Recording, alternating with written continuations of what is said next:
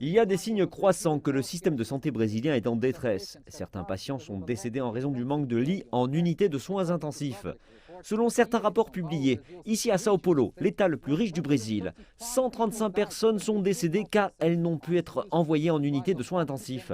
Les approvisionnements en oxygène ont aussi été un problème durant plusieurs semaines dans tout le pays. Et plus récemment, une alerte a été lancée concernant la pénurie potentielle de médicaments utilisés pour intuber les patients des unités de soins intensifs en vue d'une ventilation mécanique, comme les anesthésiques et les bloqueurs neuromusculaires. Les gouvernements locaux du pays s'efforcent d'augmenter le nombre de lits, mais ces efforts pourraient être vains s'il n'y a pas de fourniture médicale ou de médecins pour les faire fonctionner. Plusieurs associations liées à l'industrie de la santé ont rencontré l'Agence brésilienne de réglementation de la santé, l'ANVISA, pour discuter de la question des médicaments. L'association brésilienne des régimes de soins de santé figurait parmi les groupes qui ont envoyé des représentants à la réunion.